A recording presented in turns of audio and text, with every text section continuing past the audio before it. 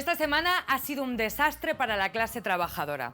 El lunes, una explosión en la mina de Cerredo, en Asturias, mató a 5 mineros y dejó a 4 heridos graves. 2 días después, en Alcorcón, 2 bomberos murieron y varios más resultaron heridos luchando contra un incendio en un garaje subterráneo. Por otro lado, las bajas laborales por ansiedad y depresión se han disparado en los últimos años. Y ya ni hablemos de las personas migrantes sin papeles que trabajan en condiciones aún peores y ni siquiera pueden denunciar nada por miedo a ser expulsadas. Toda esta precariedad no es casualidad, es un sistema que se aprovecha de quienes estamos más desprotegidas, de las que menos tenemos. Hoy vamos a hablar de todo esto, de la gente que se juega la vida para que otros se hagan ricos, de cómo se invisibilizan las enfermedades profesionales y de cómo se nos carga con trabajos que nos rompen el cuerpo y la cabeza.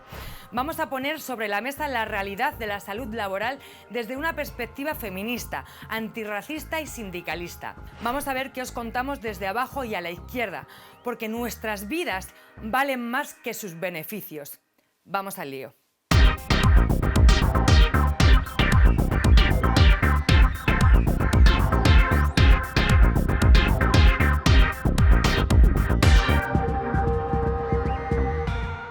Pues deberían de estar copando con este tema todos los medios. Hoy vamos a hablar de accidentes laborales y de enfermedades profesionales. Y para ello hemos traído al mejor plantel que podríamos traer, como siempre, aquí en Al Lío. Buenas tardes, Ferrandis, ¿cómo estás? Muy buenas tardes. Bueno, qué importante todo lo que estáis haciendo en Valencia, denunciando a Amazon y todo. ¿Te quieres presentar tú? Sí, pues soy Juan Ramón Ferrandis, soy el secretario general de la CGT del País Valencià y Murcia. Bueno, gracias por venir. Nada, gracias a ti. Bueno, querida Maribel, ya siempre aquí en el programa, invitada todo el rato. Me he tenido que poner la taza plateada ya. Ay, mira, podríamos, esa sería buena idea. ¿Te quieres presentarte? Soy Maribel, secretaria de Acción Sindical y Salud Laboral de Confederal. Bueno, pues hiper importante que estés aquí. Nati, ¿qué tal? Hola, buenas tardes. De Sevilla, ¿cómo sí, estás? ¿Te quieres presentar Bien. tú? Pues mi nombre es Natividad Guerra y vengo de Sevilla, de la CGT de Metro de Sevilla. Muy bien, importante que estés aquí. Sí, gracias a ustedes. Sara Plaza, habitual ya. Sí, yo estoy atornillada. Bueno, aquí. es que eres del programa. Sí. Eres de Al Lío. Me voy con la silla a mi casa. Ah, pues está genial. ¿Y luego te la traes? Sí. Muy importante. Muy bien, pues para hablar de este tema tan importante y tan serio, vamos a ir como siempre con nuestra compañera Cristina Moyano, que nos da un pequeño contexto para empezar a hablar de este tema. Según el Ministerio de Trabajo, durante el año pasado, 796 personas perdieron la vida trabajando, lo que representa un aumento del 10,4% en comparación con 2023. Las causas de muerte que más crecieron fueron las relacionadas con riesgos clásicos y prevenibles, como golpes con objetos, ahogamientos en líquidos, atrapamientos, aplastamientos o amputaciones. Estos datos tan alarmantes nos hacen pensar en la salud laboral. ¿Pero qué es? Según el Ministerio de Sanidad, la salud laboral tiene como objetivo conseguir el más alto grado de bienestar físico, psíquico y social de los trabajadores en relación con las características y riesgos derivados del lugar de trabajo y el ambiente laboral. Y llegados a este punto, es importante diferenciar entre accidente laboral y enfermedad laboral, ya que no se tratan de la misma manera. Accidente de trabajo es cualquier lesión corporal que una persona sufre a consecuencia de su trabajo por cuenta ajena. Por otro lado, las enfermedades profesionales son las contraídas debido al trabajo por cuenta ajena y que ya están previamente recogidas en el Real Decreto 1299/2006. Uno de los problemas más importantes a los que se enfrentan las trabajadoras y trabajadores es la ausencia de reconocimiento de las enfermedades profesionales. Un ejemplo claro es lo que sucede con el cáncer de origen laboral. Según apunta UGT, únicamente se han reconocido 49 enfermedades causadas por agentes cancerígenos, 25 causadas por amianto. Esto contrasta con los datos de la Organización Mundial de la Salud, que estima que en nuestro país unas 40.000 personas han muerto por la exposición al amianto y otras 40.000 morirán en las próximas décadas. Y por último, dentro del ámbito laboral, la salud mental sigue sin adquirir la protección que debiera, pese a que las cifras avisan del aumento de bajas por este motivo. Pues nada, liantes, hasta aquí los datos. A ver si nos ponemos las pilas porque esto nos atañe a todas. Os dejo con Silvia. Chao. Bueno, impresionantes los datos. O sea, para empezar, yo quería comenzar con uno que me parece fundamental, que es que en el 2024 murieron 796 personas trabajando. Esto es un 10,4 más que el año anterior. Pero los accidentes con bajas solo subieron un 0,5. ¿A qué se debe esto? O sea, ¿por qué pasa esto? Bueno, muchos accidentes con bajas a día de hoy no son asumidos por las mutuas. O sea, la gente directamente se va al médico de cabecera porque las mutuas no lo consideran baja laboral. Eso es la primera. Y la segunda es la cifra es alarmante y tenemos claro que todo lo que se escribe en los decretos a día de hoy no se está aplicando a todas las trabajadoras. ¿Es así, creéis, todo el rato en todas las profesiones? Sí, bueno, yo lo digo por mi empresa, en Metro de Sevilla. Una enfermedad profesional muy común en el trabajo de limpiadora es el síndrome túnel carpiano. Sí. Pues casi todas lo padecemos, porque llevamos casi, la mayoría de las personas que trabajan allí limpiadoras tienen más o menos 15 años en la empresa. Entonces, en 15 años, ese trabajo es un factor común, el síndrome. Entonces, vas a la mutua y cada vez que vas a la mutua te deriva al médico de cabecera, porque dice que eso es o una artritis que tú tenías o artrosis y nunca se hacen responsables de lo que son las enfermedades profesionales, cuando por ley, por derecho no nos competen a nosotras. ¿Creéis que, Ferrandis, que es desinformación de las personas que trabajamos o creéis que realmente no es desinformación, sino es a propósito? Bueno, lo primero que quiero decir yo que me parece alarmante una cifra tan alta de casi 800 personas que mueren mientras están desempeñando su trabajo, ¿no? Y luego la correspondencia o no, pues que suba el 10,2% y que solo suba el 0,5%, yo creo que hay estrategias empresariales para ocultar datos también de accidentes o de enfermedades que no llevan a la baja porque las camuflan de alguna manera. Nosotras pensamos que una de las maneras para estar informadas es organizarnos. Y organizarnos, evidentemente, tiene que ser en torno a una organización, en este caso anarcosindicalista como la CGT, puesto que es una garantía de tener información por la parte interesada, que es por la parte de las personas trabajadoras. Momento publicitario, que te afilies y ya está. ¿Qué querías decir, Sara? Bueno, yo quería hacer un apunte. Como apuntaba la compañera, partimos de que hacemos trampas al solitario, porque son las mutuas las que se encargan de declarar un accidente o una enfermedad laboral. Por tanto, si la propia mutua es la que se encarga de establecer el nexo entre lo que ha sucedido y que sea origen laboral, pues evidentemente no lo van a hacer. Y luego, este incremento en la siniestralidad laboral me gustaría también relacionarlo con un incremento en la edad de jubilación, porque cada vez nos jubilamos más mayores y tenemos más riesgos de sufrir accidentes en el trabajo. Y es que entre 2019 y 2024 ya hay más de 500.000 personas de más de 50 años ocupando puestos de alta incidencia de siniestralidad. Quiere decir que los trabajos de alta siniestralidad se están envejeciendo. El trabajo en general te envejece y te enferma. O sea, yo no paro de venir. O sea, yo estoy en casa con mis amigas y vienen llorando todos los días. Es muy fuerte. Cada una se dedica a una cosa diferente. Hombre. Y vienen llorando del curro. Yo lo digo por mis compañeras de trabajo en Metro de Sevilla. La media de edad que tenemos casi todas es de 40 y pico de años a 60. Tenemos una persona ya con 60 años trabajando y tiene un montón de enfermedades, de fibromialgia, artrosis, reuma, pero como no se puede jubilar hasta los 67 años, pues nada, pues ahí está aguanta. A base de baja porque cada vez que le duele algo, no puede trabajar, no se puede levantar de la cama, pues va al médico de cabecera, le da la baja, pierde mucho dinero, porque claro, cada vez constantemente que te estás dando de baja, la nómina baja, claro. Entonces, tiene que estar así. Y no puede tener una jubilación normal y coherente a su edad, porque una limpiadora con 65 años trabajando en un metro de Sevilla, estamos hablando de que allí tenemos unos trabajos bastante duros, físicamente, me quiero referir, porque no estamos limpiando oficinas, ni sillitas, ni nada de eso. Allí limpiamos las estaciones de metro. Entonces, eso conlleva las paredes, lleva lo que son las escaleras mecánicas, que te puedes caer también a partir de una cierta edad, porque te puedes tener un accidente. Y la verdad, la gente también limpiando con un mayor de gente, porque Metro de Sevilla cada vez constantemente está creciendo más de usuarios, cada vez hay más usuarios. Y la verdad, no entiendo por qué esto debe de ser así cuando hay personas que deberían de jubilarla a partir de una cierta edad, depende del trabajo que tienen también, porque cada trabajo no conlleva el mismo desgaste físico uno que otro, porque uno que está en un banco... Coeficientes reductores, se llama así. Porque uno Me lo he que está aprendido, ¿eh? Claro, sí, porque uno que está en un banco pues no tiene la misma desgaste físico que tiene una limpiadora, por ejemplo. Casi que ya me han dado el carnet de sindicalista, pero quería preguntaros una cosa, porque todas habláis de precariedad, pero todas habéis nombrado las mutuas. ¿Qué pasa con qué papel importante juegan las mutuas en todos estos accidentes laborales, en toda esta enfermedades? ¿Quién queráis? ¿No os peleéis? Bueno, no solo en accidentes, o sea, las mutuas juegan un papel importante tanto en accidentes como a la hora de prevenirlos. Y te pongo un ejemplo muy claro. Compañeras embarazadas o en lactancia que piden el riesgo, la prestación por riesgo, la mutua se la deniegan y tienen que llegar a un juicio para poder percibir esa prestación.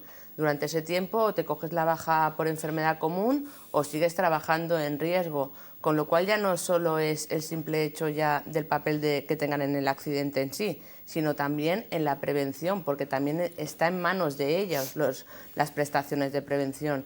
Y en el caso de accidentes, lo que ha dicho la compañera, en muchos casos lo derivan a la edad, ¿no? Y yo lo que pregunto es, si tenemos esa edad y tenemos ese problema, o sea, las mutuas nos están dando la razón en que no tendríamos que estar trabajando a esa edad. Ya. Porque a lo mejor también habría que enfocarlo así. ¿Y las mutuas son privadas? Sí, Claro. y Adivino. además las mutuas ejercen presión sobre las personas que se han accidentado porque tienen unas tablas y unos baremos que de alguna manera pues son las que a ellas les sirven para, digamos, para tener una cuantificación del tiempo que pueden estar de baja. Si te sales de ahí recibes presiones, evidentemente, para que te des de alta. Y bueno, A la persona trabajadora que está de baja. Y luego Por parte de la mutua. también Efectivamente. es importante añadir a otro sujeto que interviene en estos procesos, que ya no es un agente privado, sino que es un agente público, que es el Instituto Nacional de la Seguridad Social, el INS, por el cual limpiadora que pasa, limpiadora que recibe un no a la relación entre su enfermedad y su estado laboral. El Instituto Nacional de la Seguridad Social da de alta de manera automática a trabajadoras que no pueden ni levantarse. Hay una cerrazón a Hablas de reconocer... la seguridad social. Hay una cerrazón a reconocer las enfermedades laborales, especialmente las enfermedades laborales que afectan a las mujeres, porque hay que decir una cosa, y es que si bien es cierto que los datos de accidentes laborales son mayores entre los hombres, los datos de enfermedades laborales son mayores entre las mujeres. Y estamos hablando de unas enfermedades laborales que están reconocidas en un Real Decreto. ¿Cuántas hay que no están reconocidas? ¿Cuántas hay que deberían reconocerse? Y es especialmente sangrante lo que ocurre en el sector servicios y en el sector de la limpieza. Hasta 2018 no estaban reconocidas enfermedades como el codo de tenista, por ejemplo. El manguito o rotador. el manguito rotator. ¿Qué es eso? El manguito rotador es un tendón que tenemos aquí en el hombro, que eso es típico de los movimientos repetitivos a causa de la limpieza. Entonces, es otra enfermedad profesional típica de las limpiadoras, aparte del túnel carpiano. Y por lo menos, no la mitad de la plantilla, pero por lo menos el 15 o el 20% de la plantilla ha sufrido de esta enfermedad. Hay una cosa que quería decir, es que aunque ya teníamos planteado este programa, venimos de un mes en el que han muerto dos bomberos y otros 4 heridos y 2 mineros. O sea, 4 mineros, perdón. O sea, ¿cómo os quedáis con que pase esto y que no esté en la tele constantemente todos los sindicatos mayoritarios que tienen el poder, que tienen, en plan quejándose? ¿Por qué esto no está en los medios constantemente? Yo opino, mi opinión personal, que los sindicatos mayoritarios casi siempre están buscando las ayudas económicas del gobierno en vez de ayudar al trabajador. Casi siempre estoy opinando lo mismo y es mi opinión personal, la verdad, pero no se me quita a mí de que eso sea así. Fruto de tu experiencia. Ya. La verdad, o sea, Yo también pienso lo mismo, pero me gustaría, Ferrandis y Maribel, que os hicierais ahí el speech, porque es fuerte. Bueno, yo creo que tenemos un problema grande y es que los sindicatos mayoritarios con la patronal hablan más que los sindicatos mayoritarios con los trabajadores en muchos momentos. Entonces, cuando tú estás pactando o cuando tú te relacionas más con una parte que la otra, acabas siendo de la otra parte. Es mi opinión. Entonces tenemos un problema grave a la hora de difundir los accidentes laborales, tenemos un problema grave a la hora de reconocerlos y tenemos un problema grave porque ya no solo tenemos que luchar contra la patronal, sino tenemos que luchar contra algún tipo de organizaciones que también impiden, porque a veces se malinforma a trabajadores de las situaciones que pueden llegar a denunciar o no denunciar. O sea, a mí me vienen compañeras diciendo que a lo mejor se dirigen a un sindicato mayoritario porque están embarazadas y ellas consideran que tienen un riesgo y la respuesta es cógete la baja laboral.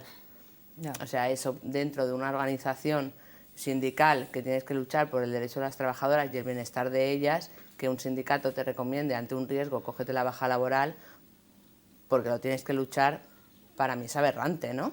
Ya, totalmente. Pero es una realidad que vivimos al día a día en todas las empresas, creo yo.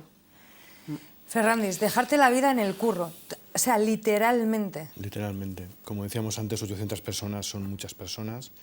Yo creo que tenemos una cierta visión subsumida de que esto es algo que no se puede parar, que los accidentes laborales siempre van a estar ahí, pero nosotros creemos que en el siglo XXI y con los adelantos tecnológicos que hay, que pasen accidentes como el que pasó en la mina, que no se pudo detectar una fuga de grisú o una acumulación, pues creemos que eso es por faltas de medidas de seguridad, no cabe ninguna duda. Por tanto, es tarea de la representación sindical, normalmente de los sindicatos mayoritarios, pero también en menor medida los sindicatos alternativos, que tenemos que estar ahí también exigiendo tanto a la patronal como al gobierno, pero también a los sindicatos mayoritarios que hagan lo que realmente tienen que hacer. Estoy de acuerdo con Maribel de que muchas veces cuando hablas con una parte más que con la otra, al final te haces más afín a la otra parte. Por tanto, yo creo que es parte del problema, en este caso, la visión de los sindicatos mayoritarios. ¿Y qué papel jugamos nosotros como sindicalismo combativo en denunciar todo esto? Para que lo sepa la gente, o sea, quiero decir que creo que sí que les falta información. O sea, cuando mis amigas vienen, os pongo el ejemplo, cuando mis amigas vienen llorando del curro, yo les digo, tío, pues vamos a hablar con Maribel o vamos a hablar con Gonzalo, vamos a hablar con quien sea, ¿no? En plan, porque os tengo cerca. Pero la gente que no la tiene cerca, ¿qué dices? ¿Lloras y te tomas un diazepam y vas al día siguiente a currar?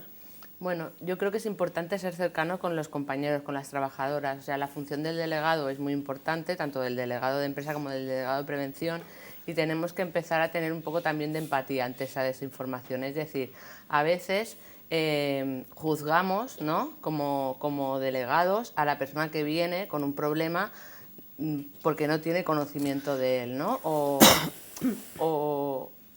juzgamos o no sé, reñimos, sí. Le reñimos un poco. Sí, venga, en plan, va, oye, no, que te tienes que informar. Es que me salía broncamos y quedaba feo. Ah, vale, sí, también está bien.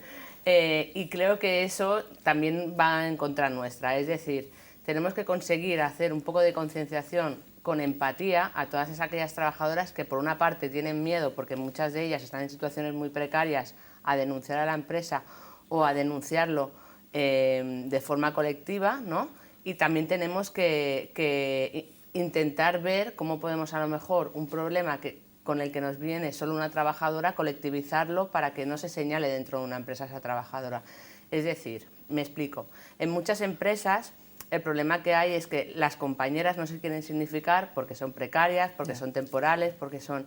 Y creo que es una responsabilidad nuestra hacer de ese conflicto, a lo mejor individual, o de esa falta de seguridad que hay laboral individual, hacerla colectiva hacia todas.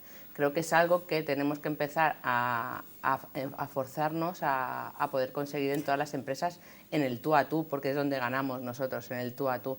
No tenemos los medios de comunicación a nuestro favor, porque los medios de comunicación sabemos quién salen, podemos llenar nosotros manifestaciones, pero siempre salen las mismas banderas, pero sí que en el tú a tú las compañeras siempre ganamos.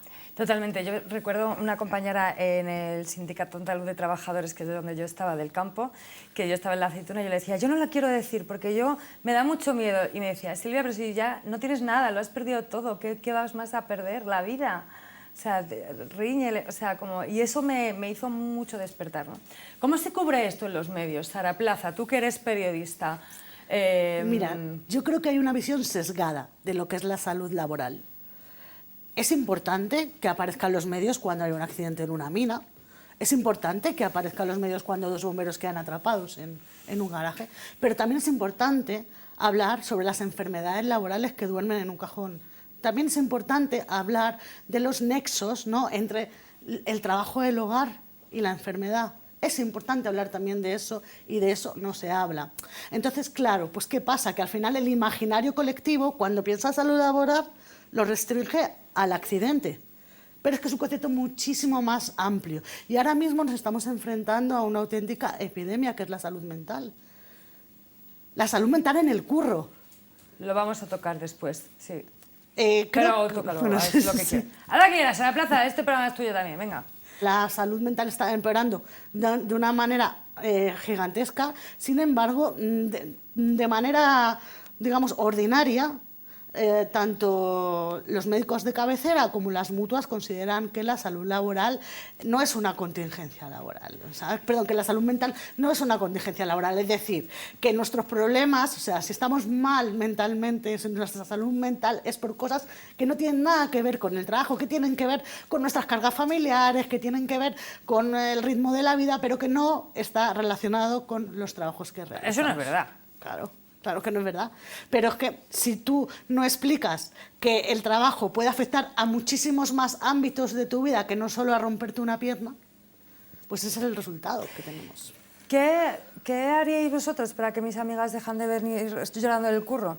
No lo estoy personalizando, es que creo que hay mucha gente así.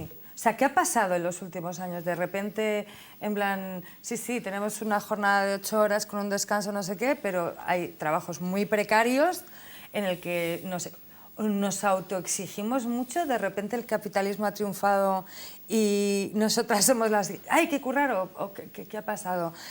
Vosotras, como expertas sindicalistas de clase, anarcosindicalistas, a ver. Bueno, yo a tus amigas les diría que para quitarse esa frustración lo que tienen que hacer es organizarse. Ya lo he dicho antes, no voy a repetirme evidentemente, pero creo que es una manera de expresarte también. O sea, esa frustración que te llevas a casa y que al final acaba pagándolo cualquier amiga entre lloros, pues al final tienes que responder a la clase empresarial, a tu empresa, a tu jefe o a tu jefa. Y la única manera es rebelarte. Unas veces podrás rebelarte por tus condiciones laborales, en otras estarás bajo la espada de Damocles del posible despido o de las represalias, pero para eso hay una organización, como en este caso podría ser la CGT u otras, no voy ahora Afíliate a volver a CGT. Y al final, pues eso le puede dar una respuesta que a ti te satisfaga y que de alguna manera pues te pueda quitar esa presión y esa frustración. Yo quería hacer un inciso porque relativo a las enfermedades profesionales. Porque allí, hablado desde el metro de Sevilla, está abierto desde 2009. Sí. Entonces, los trenes, pero el sistema de frenado de los trenes era un agente cancerígeno, que es el polvo de sílice. Te iba a preguntar ahora por eso, mira. Sí, el agente del polvo de sílice Está perfecto cristalino. que lo cuentes. Lleva el metro pues sobre unos 15 años con ese polvo, actuando con ese agente cancerígeno que ese está en el ambiente. El metro cada vez que pasa suelta el aire y ese polvo se va colando en todos los recovecos de la estación. Esa misma arena de las vías hay que quitarlas. Entonces, los trabajadores de limpieza se han llevado más de 15 años trabajando sin ningún tipo de EPI ni mascarilla, respirando ese polvo.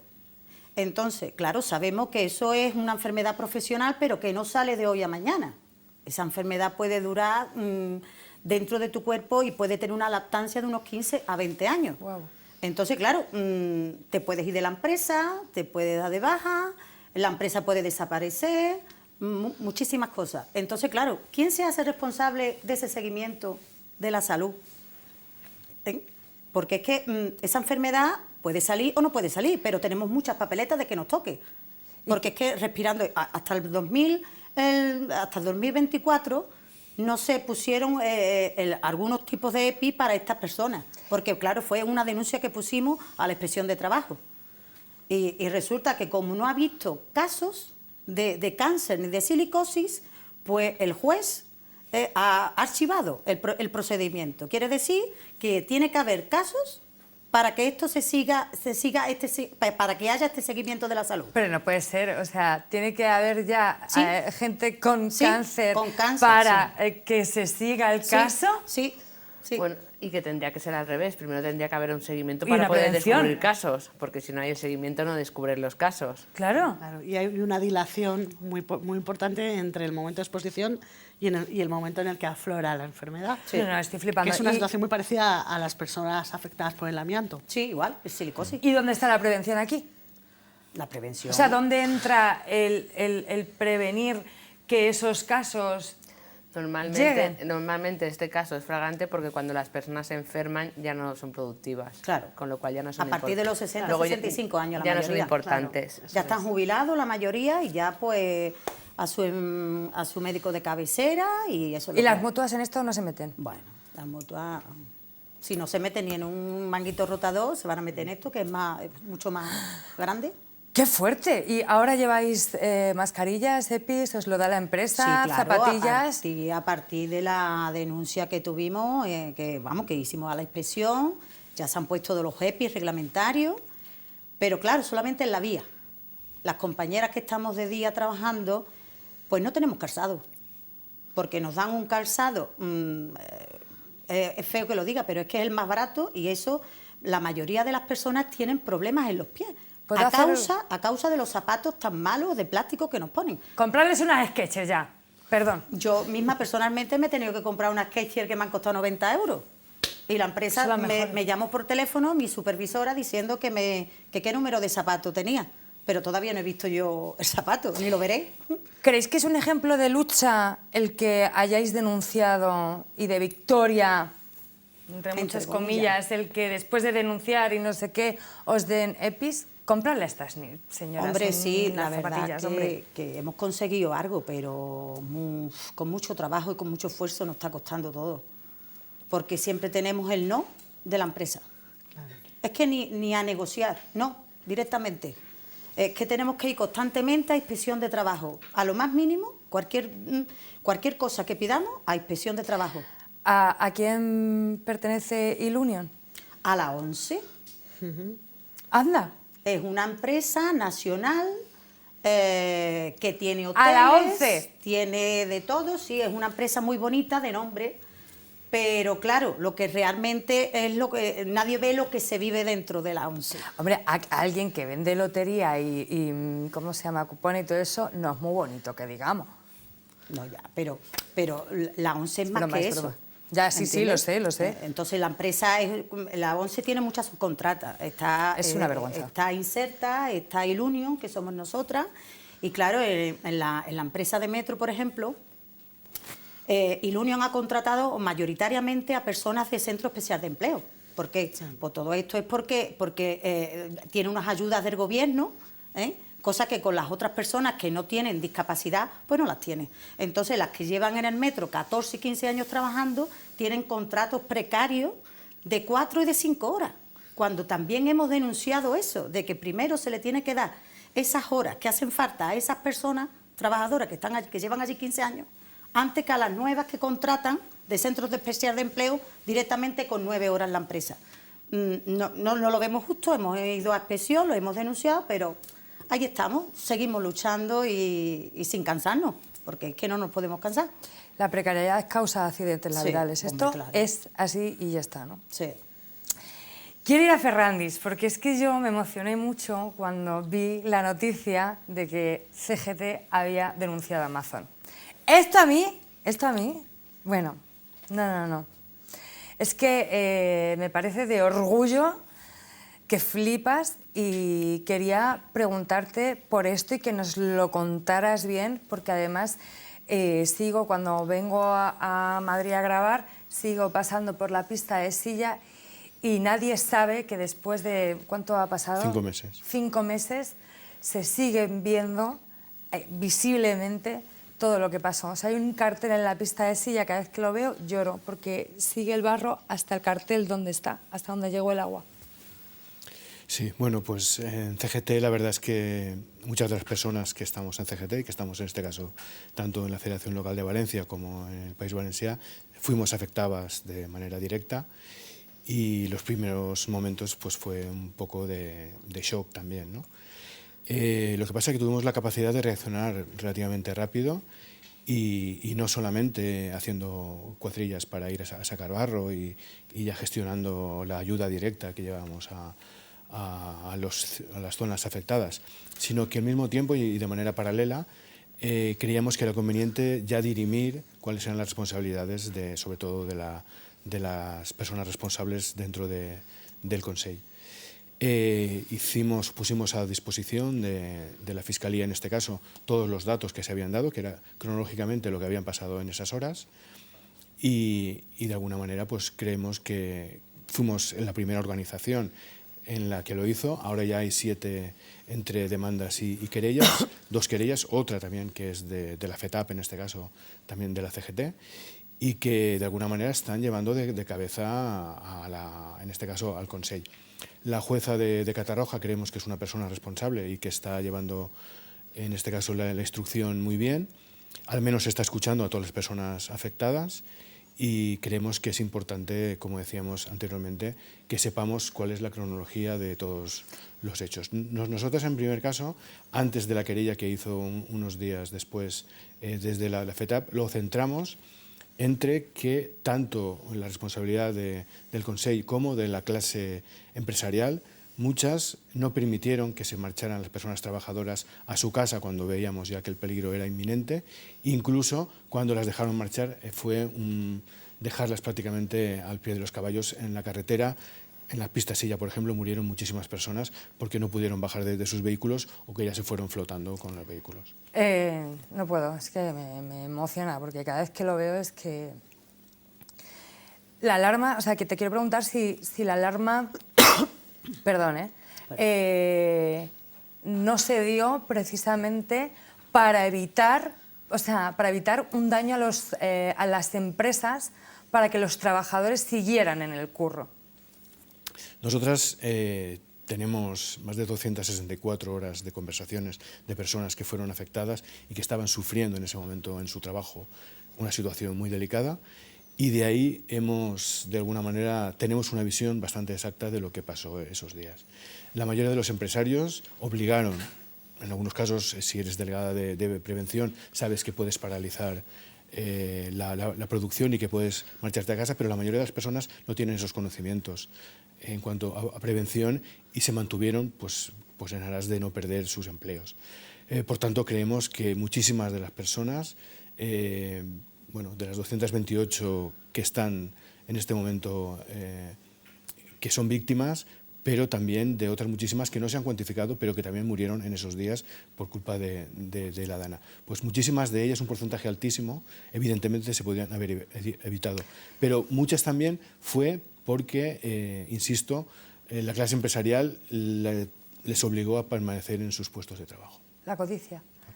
En mi pueblo se dio la alarma el día antes, y el día antes de la DANA y el día después, precisamente para que los profes que vienen a trabajar al cole de Navarrés no vinieran, ¿sabes? Porque sabían que podían pasarle. Y en la cooperativa, que hay una cooperativa ahí muy grande, igual, o sea, se dio la alarma el día antes y el día de la DANA, precisamente para que no fueran a trabajar, pero fue de los poquitos pueblos, y en mi pueblo no pasó nada. Bueno, hay un déficit evidentemente en el señalamiento de la alarma y lo que podía venir y lo que estaba ocurriendo ya, porque a las 7 de la mañana ya estaban circulando los coches flotando por Utiel, y esto era a las 7 de la mañana. Cuando se dio la alarma 13 horas después, pues evidentemente podrían haber pasado muchísimas cosas. Más o menos se iba prolongando estas... Pues, por ejemplo, en Chiva a las 11 y pico de la mañana ya había muchos problemas, ya estaban arrastrando los coches y las carreteras estaban totalmente inundadas, incluso el centro del pueblo, pero después esto iba bajando. Por tanto, habían datos fehacientes que hacían no presagiar esto, sino que ya sabían que era una realidad. Nosotros creemos que en estos momentos se gestionó muy mal, pero se gestionó mal incluso después, porque de alguna manera se quiso tapar venía una época del 1 de noviembre, de Todos los Santos y tal, y que era un puente en el que históricamente Valencia tiene muchas visitas pues hasta eso se intentó tapar y normalizar. Lo que pasa es que la catástrofe fue tan evidente que no se pudo tapar, pero en los primeros momentos el mensaje era de tranquilidad absoluta. Tranquilidad absoluta cuando ya había más de 200 personas ahogadas. Nosotros creemos que es una irresponsabilidad grandísima por parte en este caso del Consell, pero también de los medios de comunicación que desinformaban más que informaban. ¿Te acuerdas de esa imagen del camión del Mercadona flotando, que luego hicieron un dibujo y todo? A mí me parecía ese día como el sujeto político de este país hoy, del país Valencia, es un currante del Mercadona que va a llevarle la comida a otra persona, ¿no? Increíble, o sea, gracias por contarlo. Maribel, cariño mío, desde la Secretaría de Acción Sindical, que tú eres la secretaria del Confederal, ¿qué estrategias se están impulsando para que se reconozcan las enfermedades profesionales, sobre todo en los trabajos precarios y en los trabajos más feminizados? Bueno, yo creo que una cosa que es importante es que hasta hace unos años, que venimos unos años haciendo como campañas muy claras, tanto en verano del tema del calor, de accidentes laborales por el calor, perdón, y en los 28 de abril, y ahora parece que algunas organizaciones empiezan a decir algo. Ya. O sea, que creo que eso es un punto favorable hacia nosotros, porque seguramente si nosotros no habláramos directamente ni se nombraría. Creo que es muy importante, como he dicho antes, el tú a tú. Es decir, a mí cuando me viene una persona, ¿no?, con un problema claro de accidentes laborales o seguridad, yo lo que intento es, lo primero es que colectivilicen, no me sale. Lo has dicho muy bien. El problema. La gente lo ha entendido. ¿A que sí? Sí. Entonces, es muy importante, por ejemplo, las compañeras en el metro de Sevilla, hablamos de compañeras precarias, con condiciones muy, muy agravantes, que muchas de ellas seguramente en un momento tenían miedo de llevar a cabo todo eso. ¿Qué hicieron? Colectivizaron el problema y han tirado adelante. Es muy importante hacer ver, ¿no? O sea, desde una secretaría tú no puedes decirle a la gente lo que tienes que hacer es ayudar a esa gente cuando viene con un problema. Creo que es muy importante ayudar a esas personas a que sepan cómo organizar un conflicto. Es decir, a veces nos viene un conflicto, nos saturamos y empezamos a tirar balones fuera, ¿no?, sin ningún tipo de estrategia y sin ningún tipo de orden. Es muy importante coger a esas personas que en ese momento están en un momento de estrés, no en un momento de tengo un conflicto, en nuestro trabajo creemos que estamos en peligro o que podemos acabar, ¿no?, con alguna enfermedad profesional. Es muy importante sentarse y decir, a ver, vamos a ordenarnos, ¿no? Aunque parezca que no haces nada, el ordenarse es muy importante, es decir, vamos a recoger pruebas, vamos a hacer escritos, queremos respuestas de la empresa, ¿no? Todo eso que a veces llegamos a un juicio y no tenemos, es muy importante tenerlo previamente. Y a veces entre el desastre, entre los nervios, entre la presión de la empresa de que no te quiere contestar o que no sabes cómo dirigirte a ella, muchas veces llegamos a perder juicios porque no tenemos todo lo que es, ¿no?, la documentación recogida, documentación que seguramente con una estrategia clara es fácil de recoger.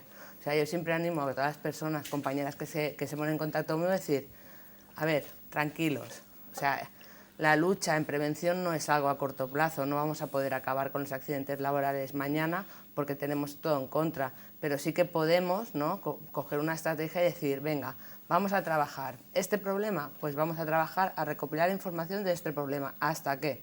Hasta que lleguemos, ¿no?, a conseguir demostrar que esto es así y que un juez nos dé la razón. No porque el juez nos dé la razón, ¿no?, sino porque por lucharla. Es la única manera de que la empresa nos haga caso. Y por lucharla, ¿no? Ahí está. Vamos a hacer una cosa, vamos a irnos con nuestra compañera Cristina Moyano, como siempre, fichaje estrella, a la calle, a ver qué nos dice la gente sobre los accidentes laborales y sobre todo esto de las bajas, las mutuas y todo esto. Hola liantes, hoy hemos salido a la calle para preguntar sobre un tema del que directamente no se habla, accidentes laborales. Veamos qué opina la gente. ¿Cuántas personas diría usted que mueren al año en su puesto de trabajo? Muchísimas. Yo creo que son muchísimas. No sé, 20. Quizá a lo mejor un 4%, un 5% puede ser. 200 o así. 646. 646. Madre mía. 3.000 personas, 4.000. Pongamos unas 500, en torno a 500. ¿200? No sé, 20, 30. ¿Como 100? ¿Y alguna vez usted ha sufrido, ha visto o conoce a alguien que haya tenido un accidente laboral? Un cuñado mío sí, le aprisionó un montacargas. Estaba soldando, se puso en marcha y le aprisionó contra el techo. Sé de gente, nunca lo he visto, una murió, sobre todo en industrias, fábricas. Yo he sido repartidor, entonces me he caído varias veces de la moto y cosas así. ¿Y la empresa cómo ha respondido más o menos? Lo más importante en una empresa de hostelería que es muy famosa aquí en España de comida rápida, su único propósito fue, por favor, rellena esto para que luego si resulta que te has roto algo, cualquier cosa, no tengamos nosotros problemas, sigue trabajando, completa el día de hoy y nada, no se preocupa ni lo más mínimo por tu salud, la verdad. Yo cuando estaba trabajando en una empresa de electricidad, uno de los trabajadores tuvo un accidente laboral. En este caso por falta de prevención del propio trabajador. Vengo de Castellón y allí hay como toda la industria esta de petardos y hay bastantes accidentes, bastante gente sin dedos por ahí. Conocí a mi abuelo que era minero, tuvo un accidente laboral que lo dejó tullido. El padre de una amiga que falleció en su puesto de trabajo por unas máquinas. Por ejemplo, en mi trabajo algunas veces somos atacadas por clientes y ahorita una compañera presentó golpes. Mi tío hace poco se cortó la mitad de la primera falange y se lo tuvieron ahí que... ¿Y sabe usted lo que es una enfermedad laboral? Claro, es una enfermedad ocasionada o originada con motivo del trabajo. Me imagino que una enfermedad mental o física que ha sido producida por el estrés o por condiciones físicas del trabajo. No tengo ni idea, la verdad. Algo que se contrae en el trabajo, ¿no? Porque siempre se ha hablado de los mineros, la silicosis y todas estas historias y poco más. Por sobrepeso que hago, porque trabajo en una residencia y el día de mañana tienes tu espalda destrozada. Ahora la gente se estresa y rápidamente. Y luego yo creo que hay mucha gente que está de baja y tampoco eso está muy controlado. Y cuando hay un accidente laboral, ¿usted de quién piensa que es la culpa? ¿De la sociedad, del gobierno, de las empresas? A ver, por un lado de las empresas, porque son las que tienen que proveer al trabajador de las medidas de protección y por otro lado los trabajadores muchas veces no tienen ni la formación, también porque no se las da la empresa, ni la información sobre los riesgos que hay en el puesto de trabajo. Pues depende, es un poco un conjunto de todo, yo creo. Es culpa de todo el mundo, de todos los que están implicados en ese puesto de trabajo. De las empresas. Yo también opino que de las empresas. Yo diría que igual es un compendio de todo, tanto la empresa y lo dispuesta que está a invertir dinero en la seguridad de sus trabajadores, como la del gobierno, de implementar también ciertas legislaciones y la sociedad en general por condenarlo o no condenarlo. Pienso que de la empresa porque tiene que leccionar bien cómo tienen que trabajar y tienen que trabajar con unas condiciones. Luego habrá gente que a lo mejor se salte un poco las normas. Y el gobierno, por supuesto, que controla lo que le da la gana. Siempre que hay accidentes con víctimas mortales laborales, el gobierno dice que hay que tomar medidas. ¿Por qué piensa usted que las empresas no toman esas medidas antes de que sucedan los accidentes? Bueno, porque yo creo que muchas veces a las empresas no se les dan los medios o la información necesaria. Es decir, el gobierno legisla, como hace con todo, pero luego no provee los medios para llevarlo a cabo. Es decir, si una obra no se cumplen las medidas de seguridad, ¿por qué no se paraliza la obra? Y vamos a hablar de que muchísimas obras públicas que está el gobierno como contratista o las administraciones, las empresas que contratan o subcontratan no están cumpliendo las medidas de prevención. Se hace muchas veces un control solamente de lo que es el papel. Tú presentas la documentación y luego no se mira en obra si eso realmente es o no es así. No hay un ánimo real de hacer las cosas bien. Tienen que pasar las cosas, tienen que ocurrir los accidentes para que las personas tomen como que la precaución. No sé, quizá voy a sonar demasiado anarcosindicalista o algo así. Creo que es más un factor educacional, que la gente pueda llegar a comprender que las personas movemos el mundo y que no puede ser un factor cuantificable, sino un factor primario. Corrupción y los protegen el gobierno y el pueblo, como siempre, amolado. Pues bueno, liantes, estas son las respuestas que hemos obtenido. Os dejo que debatáis sobre el tema. Chao.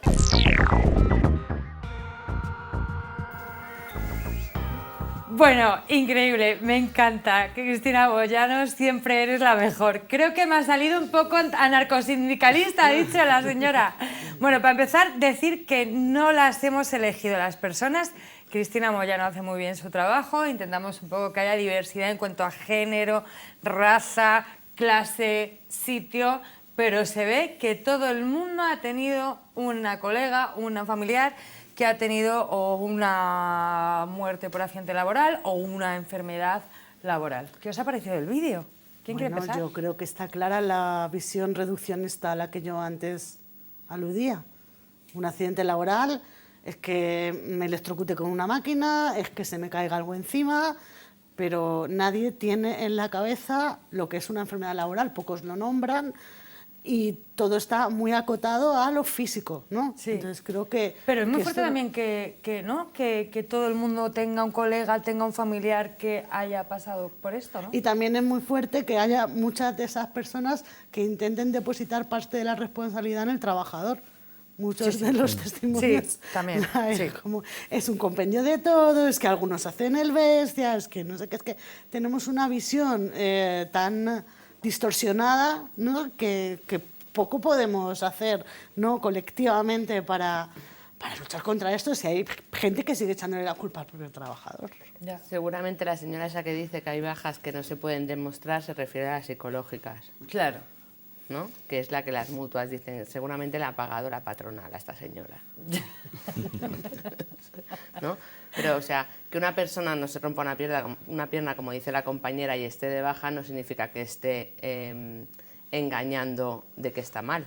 Simplemente que a lo mejor el tema de bajas psicológicas a día de hoy ni están reconocidas y lo peor de todo es que están juzgadas. Ya no están juzgadas solo por las empresas o por las mutuas, sino por los propios compañeros muchas veces. Es decir, estamos en un momento donde la sociedad es súper individual e incluso dentro de las empresas el compañerismo a veces está como en decadencia. Es decir... Competitividad y toda ahí esta está, cosa, ¿no? coger una baja sin romperte una pierna, sin romperte un dedo, sin que te duela la espalda, muchas veces es juzgado tanto por la empresa como por compañeros. Ostras, porque a día de hoy lo que es las bajas psicológicas no están reconocidas.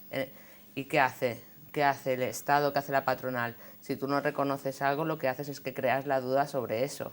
Ya les va muy bien, porque creas la duda y creas separación, creas conflictividad entre las propias compañeras y creas una falta, ¿no?, de lucha para que se reconozca que a lo mejor hay una presión psicológica, que tienes un jefe que es un cabrón, que, yo qué sé, que te están pagando menos de lo que deben.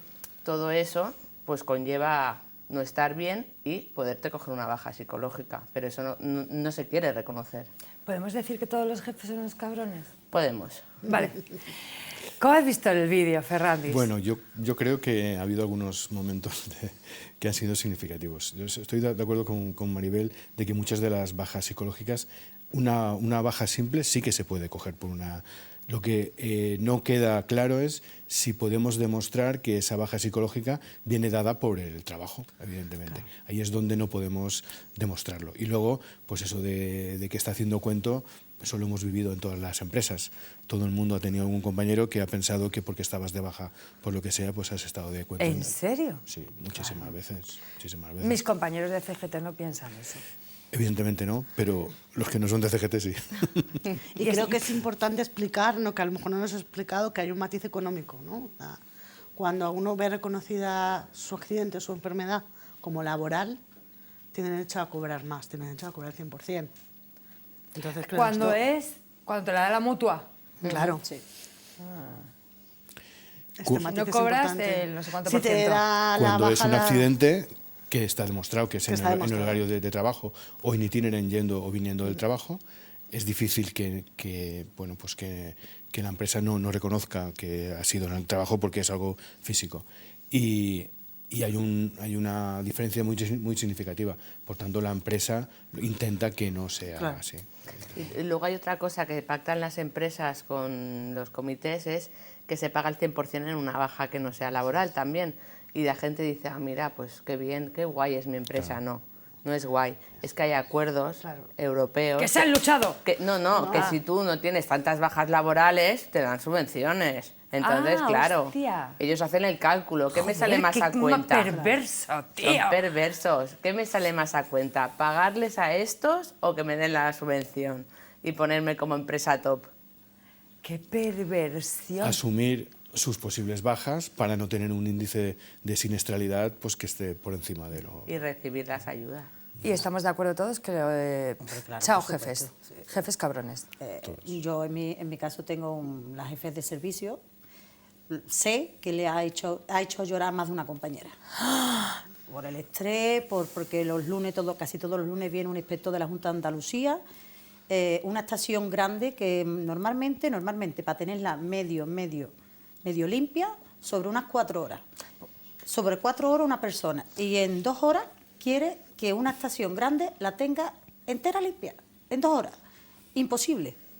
Y claro, le mete un estrés constante a la compañera mandándole mensajes en el móvil de la empresa y tienes que limpiar esto, y tienes que limpiar aquello, y tienes que limpiar esto, es que no me da tiempo, no doy abasto, es que lo tienes que hacer, es que va a llegar el inspector, es que... Y se han tenido que ir a la calle a llorar porque la ha agobiado de tal manera, eso lo he vivido yo en mi trabajo, claro, y con compañeras. Esto, Maribel, es denunciable y también te digo una cosa, vamos a tener que volver a echar maldiciones. Aquí o sea, le todos. digo, la arrastren por un cañal recién segado, a ver si le llega. Hombre, si llora un trabajador, tiene que llorar un empresario. Ostras, ¿esto es denunciable o qué? Hombre, yo creo que sí, ¿no? El problema es que el empresario llora bien poco. Llora casi siempre más el trabajador que el empresario, porque al empresario le ponen multas económicas y para él, pues dinero, pues, tienen bastante, pues lo pagan. Sí, le duele, pero... Esto es lo que decía de mis amigas que vienen llorando, de toda esta cosa de estrés y salud, o sea, como salud mental, ¿no?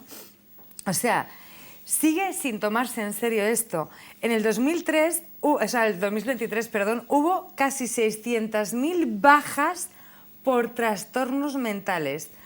O sea, un 15,8% más que el año anterior. ¿Cómo se puede enfrentar esto desde el sindicalismo, desde el feminismo, desde el antirracismo? O sea, ¿qué hacemos con esto? Claro, y es que el problema es que esas bajas no están reconocidas como origen laboral. Y es ahí donde vamos, es ahí donde hay que incidir. Gente, el trabajo da estrés. Lo que tenemos que empezar a concienciar es que no podemos juzgar al de al lado. Es decir, cada uno tiene una manera de percibir las cosas y cada uno tiene una manera de percibir las situaciones. A mí puede haber una situación que no me estrese, pero puede haber una compañera que sí que le estrese y yo no puedo juzgar su estrés. ¿A qué te refieres? ¿Entre compañeras? Claro, es un sentimiento. Claro. ¿Qué hacen normalmente los cargos intermedios, los jefes? Mira qué floja. ¿En serio? Claro. ¿Y qué hace el otro? Es que yo no soy flojo, ¿sabes? Entonces, lo primero que tenemos que hacer es empezar a concienciar que el estrés cada uno lo vive a su manera y cada uno lo siente a su manera. Eso es lo primero. Y lo segundo que tenemos que tener claro es que en el momento que tú te sientas presionada, lo tienes que informar. ¿Y a quién le informas? No te lo tienes a tu jefe, un correíto. Entiendo que la carga de trabajo sobrepasa el ritmo que puedo llevar y creo que tendríamos que hacer una evaluación de riesgos. Y ya queda registrado. El problema es que es lo que normalmente lo tiene que significar una persona y esa persona no lo va a hacer. La mejor manera, ¿Cómo? o sea, que ese estrés individual lo tiene que demostrar, o sea, los tiene que demostrar médicamente o lo que sea, ¿no? Bueno, no, o la persona lo tiene que decir individualmente y esa persona le da miedo. Vale. O sea, la mejor vacuna es organizarse sindicalmente, está claro. Y abolir el trabajo. A mí me gustaría hacer una puntualización. Sí. Por lo que estaba diciendo antes, Nati. El acoso laboral existe de los jefes y de nuestras compañeras y compañeros. Pero tenemos una herramienta también, tenemos que dotarnos de las herramientas para poder demostrar que eso ocurre. Quizá el primer día nos pille de improviso y no podamos, pero si eso se produce de una manera reiterada, pues bueno, o con personas que estén atentas también a cuando ocurren estas cosas para tenerlas de testigo o incluso dotándonos de mecanismos para poder probar que eso es así. Y quizá es una estrategia también. Lo que pasa es que las personas que están acosadas normalmente no son capaces de utilizar y reaccionar de esta manera, ¿no? Pero para eso hay personas pues, que sí que están preparadas en teoría para parar estos acosos. O sea, grabar conversaciones. Por ejemplo. Hay que decírselo a la gente y hay que abolir el trabajo, ¿sí o no? También. Efectivamente. Yo siempre estoy en plan, venga, vamos a volver a esto, ¿no? Conjuntamente, en plan, renta garantizada para todo el mundo. Un día hacemos un programa sobre esto, ¿no? Renta básica, sí. Renta básica para todo el mundo y sin trabajar. Sí, ya miro a la gente que está por aquí y cada vez que miro allí, sí. A ver, vamos a vender CGT, pero vamos a vender CGT por una cuestión seria. Y es que, ¿qué herramientas tenemos los sindicatos combativos para poder enfrentarnos a todas estas situaciones? Porque de verdad pienso que, digo lo de mis amigas, pero en general mi entorno, ¿vale?, no tiene mucha idea de que es un sindicato, como que se ha quedado una imagen a la juventud de 39, que son los que tengo yo para abajo, como que es una cosa, como un sindicato es algo, es que no sé cómo decirlo. Retro. Anacrónico. Antiguo, pasa de moda, tal, y joder, desde que estoy aquí currando y sé las cosas y empiezo como a informarme más, digo, tío, no, o sea, claro que sí, afíliate, ¿sabes? Entonces, ¿qué herramientas tenemos en CGT para esto? ¿O qué herramientas tiene? Bueno, yo qué sé. ¿Queréis no hacer merchan de nuestra marca?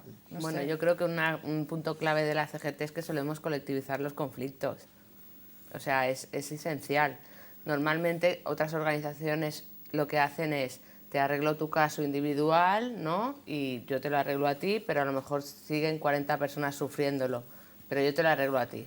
Y así yo ya tengo un voto asegurado, ¿no? Normalmente trabajan así.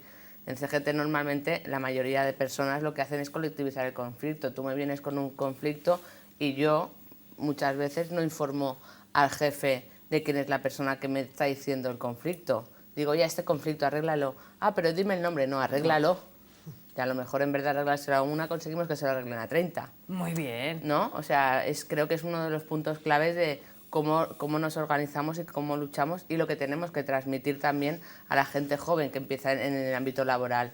La gente joven que empieza en el ámbito laboral está sumida en una sociedad totalmente individualista, de una pantalla que su atención es de minuto, minuto y medio, y todo el resto no importa. Eso es como se está educando a día de hoy a la gente joven. El decir que lo que le pasa al de al lado también importa porque te puede pasar a ti, creo que es muy importante y es un trabajo que tenemos que hacer a diario. Tía, es que creo que es muy importante. O sea, mi compañera, la que el otro día vino llorando, que es totalmente en serio, ¿vale? O sea, decía cosas así de, jo, tía, es que llevo muy poco tiempo en el mundo laboral, es mucho más jovencita que yo, y yo no sé muy bien qué hacer porque no quiero que me despidan, porque, ¿sabes? O sea, como preocupada y es importante que sepan este tipo de cosas, ¿no? Para defender a estas personas, que muchas veces no pueden significarse, para eso están las secciones sindicales y están los sindicatos, y hay personas preparadas para hacerlo de una manera anónima y atacar directamente donde está el problema. Y sobre todo, como dice Maribel, colectivizar. Pero yo creo que tenemos una tarea pendiente también, y es romper ese estigma que tienen sobre los sindicatos. Nosotras como sindicato combativo estamos pagando también los desmanes que han hecho los sindicatos mayoritarios durante mucho tiempo. Me encanta desmanes, que valenciano. Y esa mala prensa nosotras también la estamos sufriendo. Por tanto, tenemos que hacer un borrón y cuenta nueva. Tenemos que decir que no somos como los demás, que estamos haciendo las cosas de manera diferente, y esa manera diferente dista mucho de cómo se hace de manera institucional. Los sindicatos, en este caso institucionales, creemos que están más a favor de la patronal que de los trabajadores. Y eso se demuestra día a día. Cuando la clase trabajadora tiene dónde elegir, normalmente no elige a los sindicatos mayoritarios. Lo que pasa es que por su capacidad económica y de llegar a todas las empresas, muchas veces no existe una alternativa y tienen que ir a morir a comisiones y a UGT. ¿Puedo decir una cosa? Entre comillas lo de morir, pero en este caso bien. Comisiones no es de izquierdas, dejarlo ya, en serio. Nati, ¿tú qué piensas? Yo pienso que el compañero lleva toda la razón, la verdad. Yo desde que entré en CGT he visto mucha unión por parte de todos, y cuando hemos tenido concentraciones y todo esto, las compañeras, claro, siempre el miedo existe, ¿no? Pero nos han apoyado todas las empresas, todos los sectores que están dentro de la CGT, compañeros del SAS, compañeros de otros servicios, del sector del metal, de todo. Han venido a apoyarnos. Tenemos mucha unión y mucho apoyo, gracias a Dios, de estas personas. Yo veo, lo que más me gusta de CGT es la unión que hay entre ellos. Y la verdad, siempre he dicho que la unión hace la fuerza, siempre, será así. Y que tenemos que tener claro, todos los ciudadanos, de que somos números para la empresa o para el empresario. No tenemos nombre ni apellidos, números. Y si el número no funciona o se da de baja, pues hay otro número, como hay tantísima gente esperando ese puesto de trabajo. Y lo que tenemos que aplicarnos el cuento es de que tenemos que luchar, para poder quitarnos estos trabajos precarios y unirnos, sobre todo unirnos. Creo que se nos olvida siempre que Proletariado viene de prole. Sara, Bueno, Plaza. a mí me apetece añadir un Vende lo que quieras. Añadir un elemento que no hemos hablado de él, pero que lo que está sucediendo con respecto a los accidentes y las enfermedades laborales tiene también mucho que ver con la racialización y con los puestos más peligrosos son copados principalmente por personas migrantes. Lo he contado en la intro cuando hemos empezado el programa. Son contados por personas migrantes que en muchas ocasiones, y esto tenemos que ser conscientes de ello, no se sienten representadas por ningún sindicato. O sea, esto tenemos que ser conscientes de ello. Y también que están dando lecciones de autoorganización. Como el sindicato de banqueteros, etc. O las trabajadoras de hogar a través de territorio doméstico, por ejemplo, o las Kellys. Creo que ahí también tenemos que mirar, ¿no? Hay que mirar cómo se han autoorganizado y cómo las trabajadoras de hogar han conseguido tener un real decreto de riesgos laborales que hasta hace poco trabajaban sin ello, hasta hace apenas un año. Es muy curioso cómo han llegado a incidir hasta las más altas esferas para conseguir lo que es un mínimo, porque tan siquiera es un real decreto. Y es muy curiosa también la distancia que hay entre el Ministerio y las trabajadoras. Yo estuve una vez en un encuentro en el cual desde el Ministerio decían que durante el COVID habían sacado unas guías sobre riesgos laborales pensadas en las trabajadoras de hogar. Y las trabajadoras de hogar que estaban allí decían, ¿con quién habéis hablado para sacar esas guías? Porque nosotras no tenemos constancia ni de que existan esas guías, ni de que estén bien hechas, porque no sabéis el trabajo que hacemos. Entonces creo que es importante. Increíble. Yo me quedo esta tarde, con que nos organicemos. Bueno, si alguien quiere decir algo más que lo diga. Que nos organicemos. Esto poseditorial que estoy haciendo aquí ya todos los días. Que nos organicemos. Que nos organicemos y que nos afiliemos a un sindicato. Que no te quieres afiliar a CGT, te quieres montar tu propio sindicato, pero vente a CGT, que sabremos nosotras que llevamos un montón de tiempo y que también estamos para eso, ¿no? Para intentar organizar a la gente, ¿no? Así que nada, afiliados y afiliadas todas, CGTistas y CGTeñas, gracias. Nos vemos el domingo que viene. Gracias a ustedes.